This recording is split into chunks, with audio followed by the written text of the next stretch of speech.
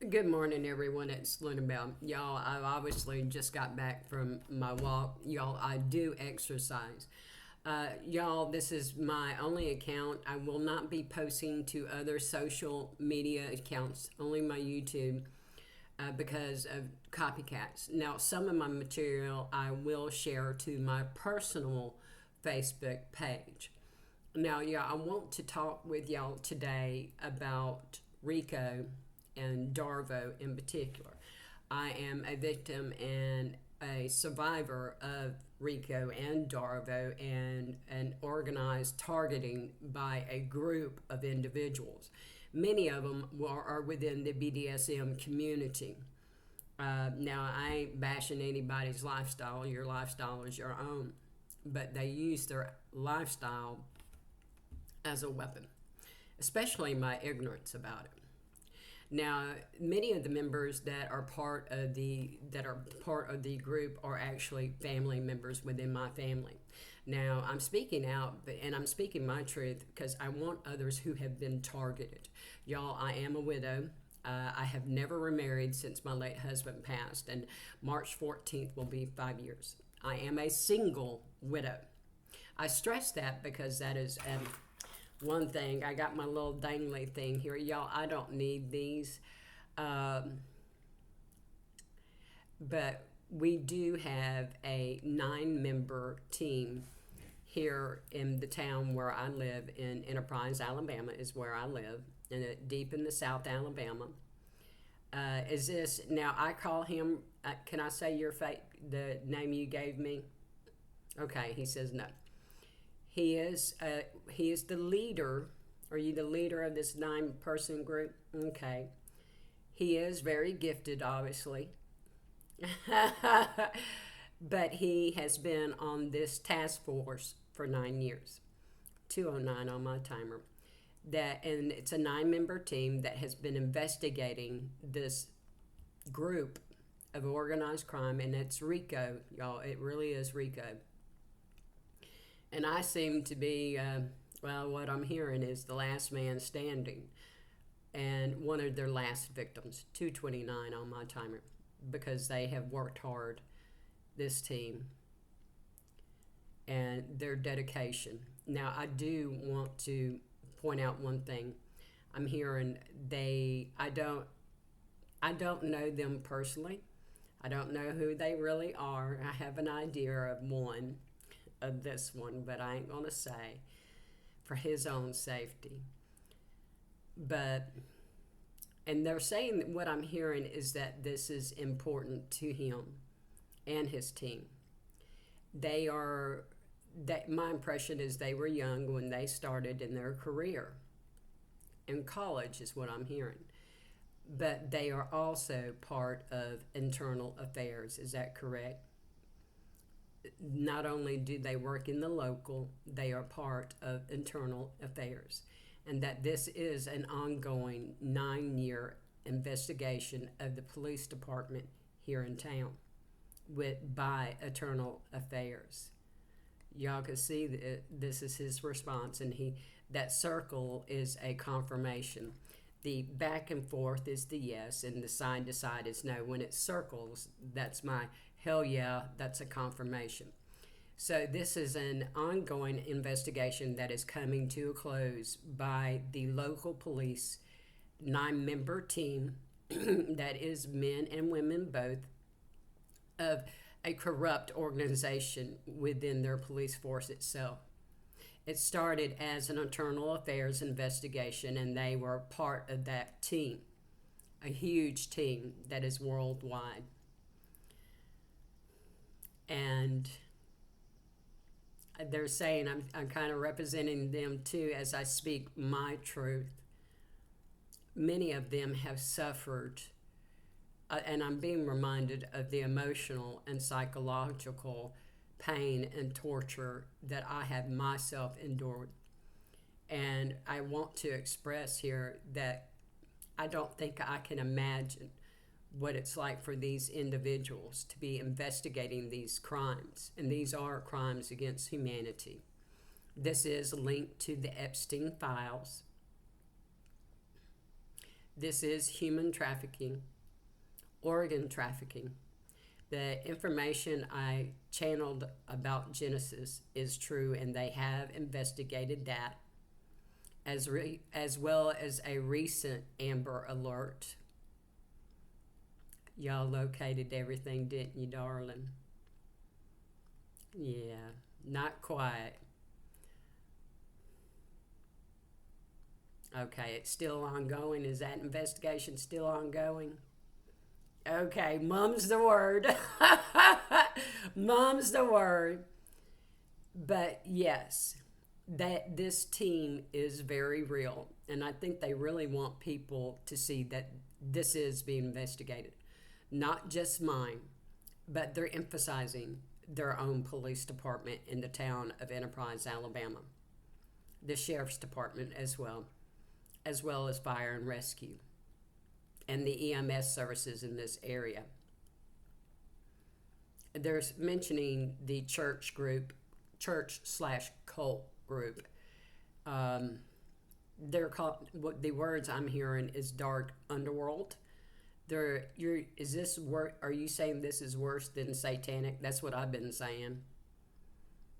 Again, they reference the Epstein files, and they are showing me the underground facilities that I have repeatedly mentioned. And I do, and they have seen, and this task force has the 15-minute video that is in my possession of that memorial site in Ozark, Alabama, of those two girls of over 22 years ago. The double murder SAM, and a wrongfully convicted black man. They are also wanting to emphasize that this is also racism. You want me to leave it at that now, or you want more? That's good. What we're focusing now on is RICO and the DARVO. Y'all, I did not understand. Do you want me to hold this for you, darling? Do you want to participate? I don't mind you participating. I actually like that he participates. He said, sharing the glory, sharing the glory. Absolutely. But y'all, I cannot imagine the trauma they themselves experienced while they investigated these things for 9 years. Okay? And the image that is flashing in my mind right now is like of EMS services going to pick up victims, like MVA victims. And they said, you can't believe the horrors that we have seen and that we have investigated. I'm starting to tear up, and this is a very compassionate, empathic person, very gifted. He says, I feel their pain. He's like me. Darling, you're an earth angel. Anyhow, let's begin, okay? Many of the things, I'm going to start with RICO, and y'all, I am reading off of the internet, so I'm quoting this, and this is, where I did a little search on the Copilot search on my laptop, y'all, I'm learning. But RICO in law stands for the Racketeer Influence and Corrupt Organization Act, okay? And it's to combat organized crime and racketeering. The purpose and scope was created to address the difficulty of prosecuting high-level members of criminal organizations such as the mafia who could claim they were not directly involved in specific crimes. The law allows prosecutors to target the leaders and participants of an ongoing criminal enterprise for a pattern of racketeering activity. Again, the reference to 9 years of investigation that this 9-man or 9-person team has put in. They are not only members of the local police force, but they are members of the internal affairs, undercover. They said for a long time for some of them, very long time. But anyhow, it applies to any person and engaged in a pattern of racketeering activity. at least 2 separate racketeering acts within 10 years. Okay, and they're being specific, connected to a single enterprise.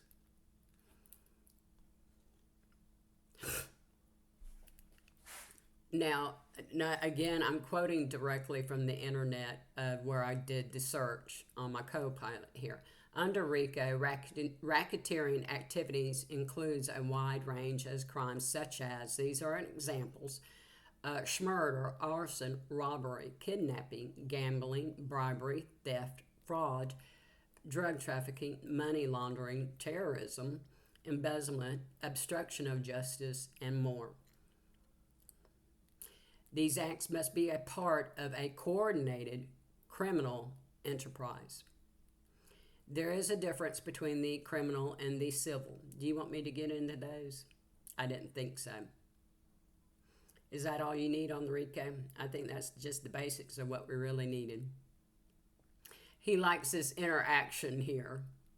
He's calling this the interaction action play or communication, because I don't know them personally, and this is honestly the only way I communicate with them. All right.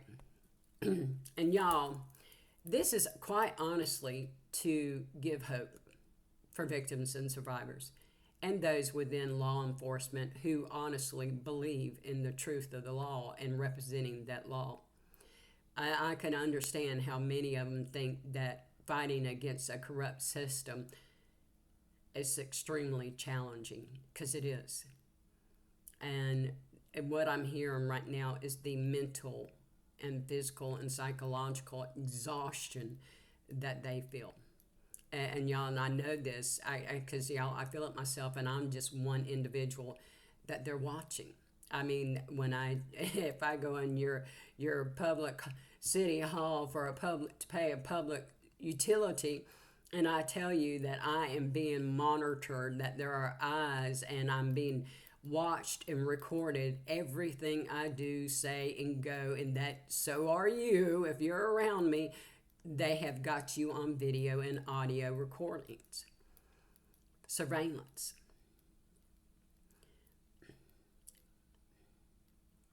It's exhausting for me, and I'm just one individual. Can you imagine doing this for many members in a community, and you're only a 9-man team in this local community? I can't imagine their exhaustion or the things they've seen, the emotional wear and tear, the emotional trauma, okay? And I keep emphasizing this because, y'all, I remember, and I'm not going to deny it, that I had no faith in our police force here in town. None.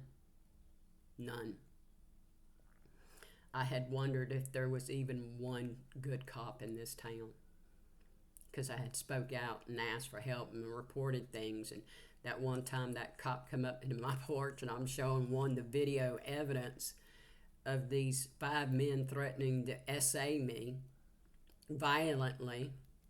And that one come up and told me to go in the house and ignore the neighborhood drama.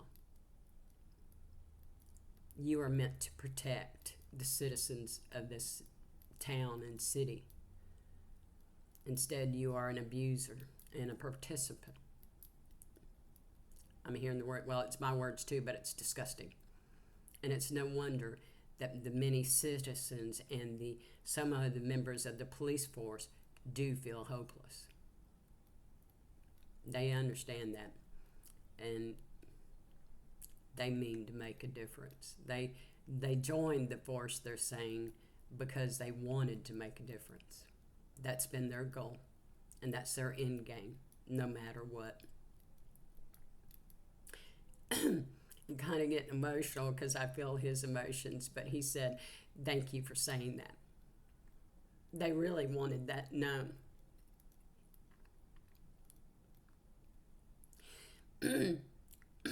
He gonna make me cry. He's crying too. He's trying to fight it too. He said his face is looking like mine is right now. Scrunched up, but it's been extremely difficult for them. But they are satisfied with a job well done, and that they're bringing a lot of these people and organizations down. And they want everybody to know, you're going to make me cry. Yeah, he's fighting it too. Anyhow, someone said, I remember the oyster bar. My grandparents used to own an oyster bar across from City Hall, y'all.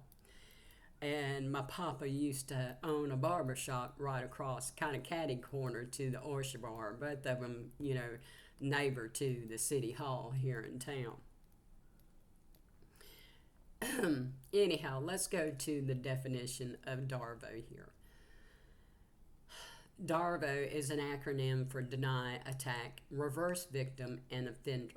Y'all, I had no idea what this was when this stuff started happening to me after my late husband passed. I did not even know what reactive abuse was, even though I was a nurse years ago.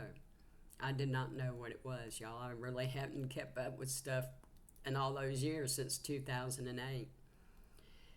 But it was honestly, my spiritual reawakening has quite honestly been spirit-led. I have been led by spirit, by the Creator. All right, and y'all, I know there's some people slinging mud and saying shit and saying I'm a witch and I'm throwing black magic, and bitch, please, DARVO, deny, attack, reverse, victim, and offender is their main technique. And they employ many people to do this. It is a reaction that perpetrators of wrongdoing, such as an abuser of sexual offenders, may display in response to being held accountable for their behavior. Now, there are a great many of PDFers in this organization, not only of the kiddie, but also of the adult. Of adults being roofied and SA against their will without consent. They are some that will even say that this is what the individual is into, what they call consensual, non-consensual. Absolute bullshit. I never knew of what that was, and that's not me. No, ma'am. That is a lie. Now, DARVO is a tactic used by a perpetrator to avoid accountability for their actions. Let's see, I'm kind of reading this there. I want to give you the process, y'all, because I myself did not know it. But as a victim survivor, y'all, I don't play the victim. That's the perpetrators. They want to play the victim. You do you, boo-boo. I'm the fucking survivor, okay? The perpetrator denies the harm of the abuse that ever took place. When confronted with the evidence, the perpetrator then attacks the person that they harmed or are still harming. The attacker may also attack the victim's family or friends. Finally, the perpetrator claims that they were or actually the victim in the situation, thus reversing the position of the victim and the offender, and it often involves not just playing the victim, but also victim blaming. These tactics are similar to other techniques used by perpetrators to avoid accountability by manipulating the observer's perceptions of events. Now, I also want to bring in here the interaction and interpersonal play of gossip. Okay? Gossip. Some of it with me is outright slander and defamation of character, and some of you are going to be sued for exactly that. Many of you.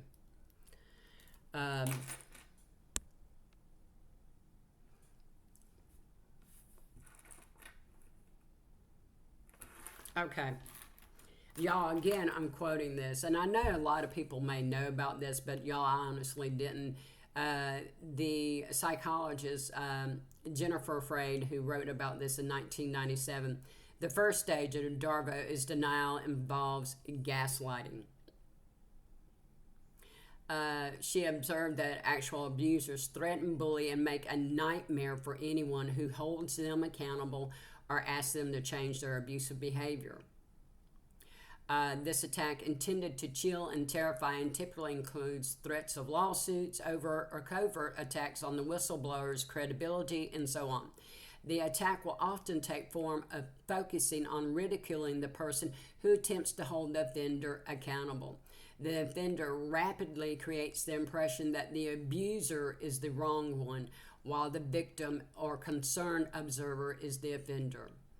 Figure and ground are completely reversed. The offender is on the offensive, and the person attempting to hold the offender accountable is put on the defense.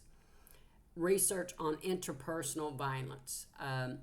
Okay, I'm not going to read that, but what I am being reminded of is y'all, I had my inheritance that was left to me by my late husband, and probably a life insurance policy from him and my late in-laws as well. But I inherited both the estate of my late husband and my late in-laws, both of them. Okay, and I believe it's around or getting close to $6 billion. Now, that's a lot of money. Is it more than that? That's what I thought. It's close to $6 billion, okay? And y'all, the things people do for money, for greed. DARVO. And this is like reverse engineering, y'all. And the gossiping and slander is probably the worst manipulation tactic used by the perpetrators. I know it is for me. I know there are people up in their church pounding their pulpit, speaking out against me, saying they're a victim. Bitch, you're such a whining ass motherfucker. I ain't gonna lie. I'm hearing a word. A puss, you pussy. And I was hearing that from this investigator, okay? That's what he really thinks about you. And he goes to your church. Oh, my God. By the way, two of my main gang stalkers, I call them Swamp Dick and Nutter Butter. How y'all wear a cross on your neck or anything else is beyond me. And, by the way, I'm going to show you something. Y'all, you could probably, that sofa right there, I probably bought that in 2014. I don't have a recliner. I don't sit on that sofa. It's very uncomfortable. It's actually for my animals, for my dog and my cats to sit on. But I can tell you that someone, like I'm going to show you this, one of the local, thingies here that I use to get my Wi-Fi service for. Well, I keep getting, text messages like this. You can see the name, that it's a name, the spelling is similar to the name of Nutter Butter. And she keeps moving or some such shit. But I keep calling and letting them know they have no permission to use my information, my phone number, my social, anything. Now, this is one of the things they do. Like, I also received a piece of mail saying that I had applied for credit, or I got credit and bought products at, like, Hank's Furniture in Dothan, Alabama. Bitch, I ain't never bought nothing from Hank's Furniture ever. And these are some of the techniques they do, okay? They have hijacked everything from me. But anyhow, these are some of the things they do. They'll destroy your credit, everything, your name, your reputation. One of my gang stalking neighbors, y'all, I used to walk every day in my neighborhood 2 or 3 times a day to obviously to stay in shape, until those 5 men stood in their next door neighbor's driveway threatening to essay me. And I quit walking in my neighborhood for over a year. And, and they wanted me to be afraid, but they didn't want me to be able to get outside and exercise. They were saying that I didn't take care of myself and I was withering away and I was depressed. What I was a targeted individual, being gang stalked and harassed and threatened, okay? These are some, to even deny me the ability to feel safe and walk safely and feel safe to walk for exercise in my neighborhood. This is imprisonment. This is taking away my individual rights as not only as a person, as a human being, but as a citizen of this country. They took away my freedom. They took away my freedoms and my right to live. Okay, that's what they were trying to do. One of the goals in doing this, I mentioned the inheritance theft and the identity theft, but also let's address where people want you to unalive yourself because you are depressed. Bitch, I'm surviving you. I'm a survivor. Did I ever get depressed? Yes, because I did not understand anything or why family members, people I loved, even my children, or why my neighbors in my own neighborhood, many of them that I've known for almost 30 years, were targeting me and attacking me. I had no idea and I did not understand. Many of them took money to do this to me. This is RICO. This is organized crime. Repeated. Now, there are many members in the political arena who are involved in this, many well-known and many nationally elected, okay? We're talking about senators, the president, not all the way down, okay? This is connected to Epstein.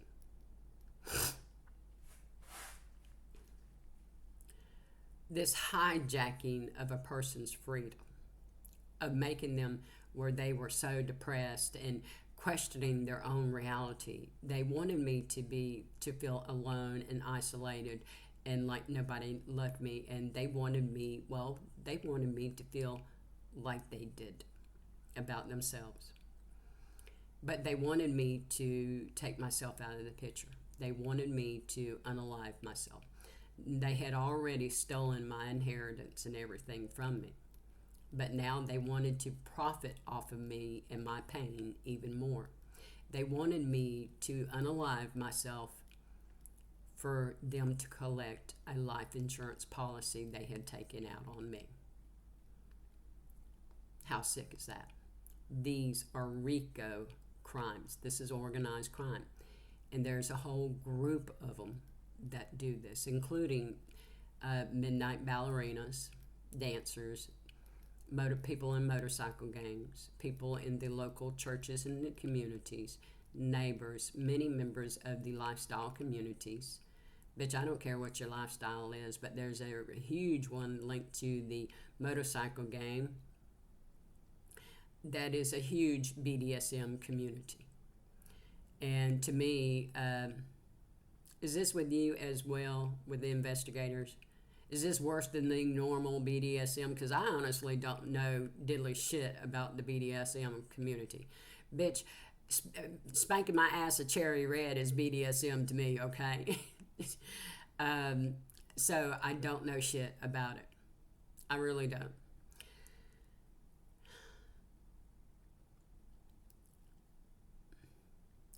Their infliction of pain. And y'all, and I'm stepping into this and I think this is where their investigators are leading with this, and that it's far deeper than just a lifestyle community with the BDSM. Okay, this is far deeper than what they call satanic, and there is human ritual sacrifice involved in this. Okay, there is not just animal, human, done by people in our local communities. Okay, and I mentioned repeatedly the local hoodoo Queenie Bee bitch and her little minion. Repeatedly. I'm hearing I'm pretty brave about that, but bitch, balls up front, balls up front. I'll tell you your ugly truth. You want me to point out mine, I'll tell you my ugly truth too. Okay? No shame in it. None. But this goes farther and deeper than even that. This is their enjoyment of seeing people, and I repeatedly told people that people are illegally monitoring and recording me in my home, not just audio, but video.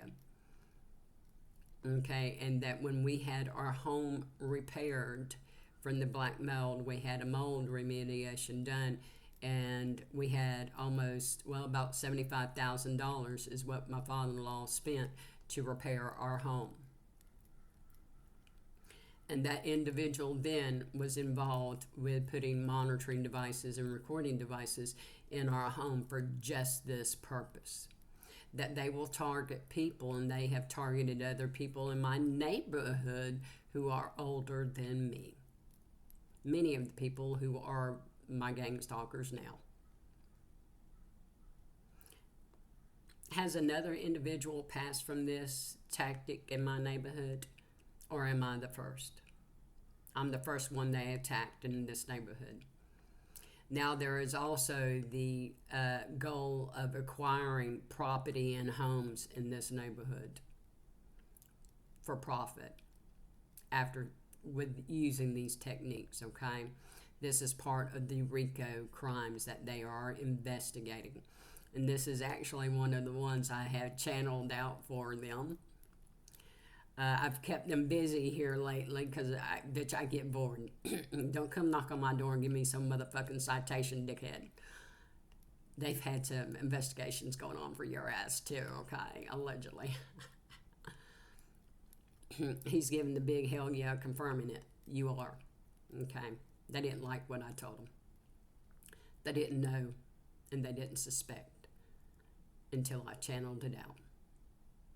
And they do the investigation, but I've channeled so much out for them, and bitch, I'll be right on the spot.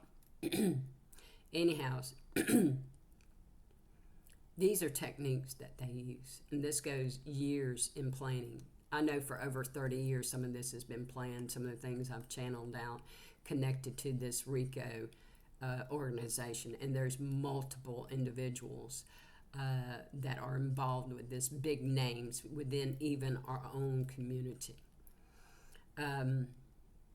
Let's go back to the life insurance fraud of people wanting people to unalive themselves, and that they target them like they have targeted me. Like the one I speak of my son's best friend. They say he unalived himself. He did not. He was murdered for a life insurance policy. And it was covered up. And they have all the evidence. My son had another friend. I heard my crows. 32 on my timer. I'm not going to say his name, but I even wonder now because I remember his mama was sick and he was taking care of his mama. And he was working at Pizza Hut the last time I saw him. And he was telling me some things my son had done that were gaslighting. Techniques such as this.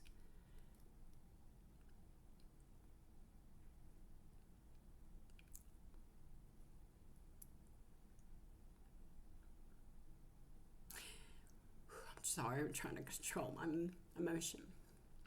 Because he's one of my youngins, one of my adopted youngins.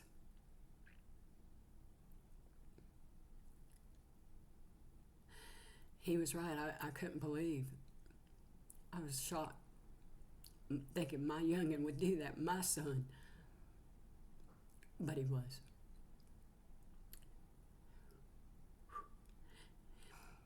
And I wonder now if that adopted youngin is still alive. I'm getting is that a yes, he is? I hope so. Thank you. And I tell you freely that my son, I remember when he was 14, 15 years old, and that church or that building that was shaped like an octagon, and the couple that used to do things on the Friday nights with the teenagers and whatnot, and the things that were said, and the rumors, but also the things my son had told me.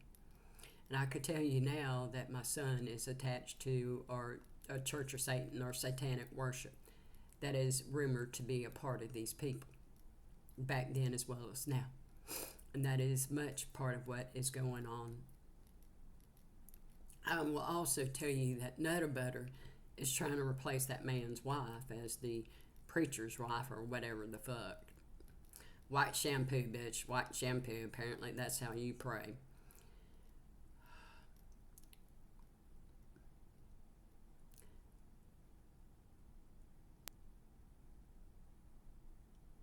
I'm hearing the effects of words. And I'm being reminded of my adopted youngins.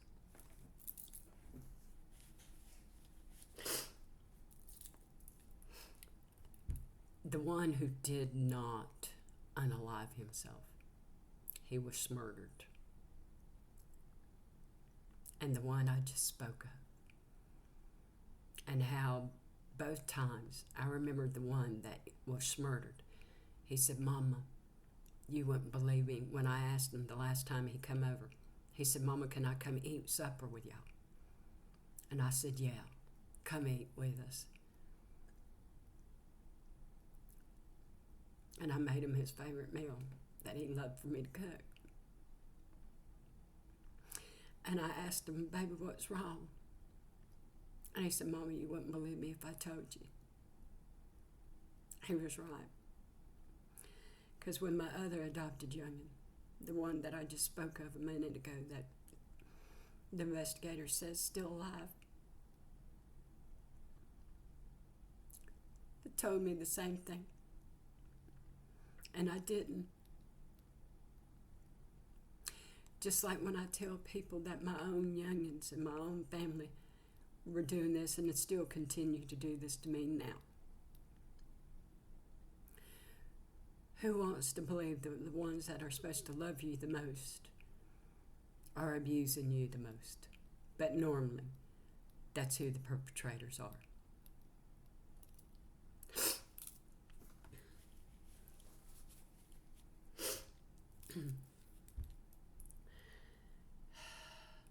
I think I'm going to leave this here now. Do you want anything else? I think we're going to leave it there now. But I think it's important, and I speak my truth because I want other victims, survivors, however you identify. Bitch, I'm a survivor. I don't quit. That there is healing. But I think also that this 9-member team want all of us, especially within my local community, to know that there are some police men and women who believe in what their job is meant for, that they have integrity and they have ethics, and they are doing the best they can. The words I'm hearing, that there are some honest cops here in our town, not to give up hope.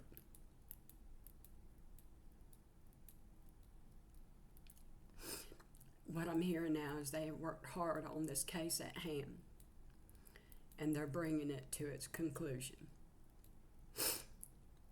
I'm hearing there's papers in front of a judge now, even now.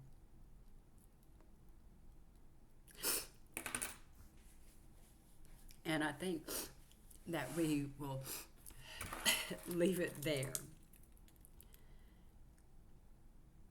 Teamwork, he says, teamwork. Teamwork between the citizens and a few honest cops. He's saying we really do exist. He says we're a breed apart, but we really do exist. He said, never forget I said that. He said, never forget I said that. And he said, one day you'll know my real name. Thank you, all of you. And I hope it helps others by speaking my truth and sharing with you some of the things I have learned. I hope it helps. Many blessings to you. Blessed be.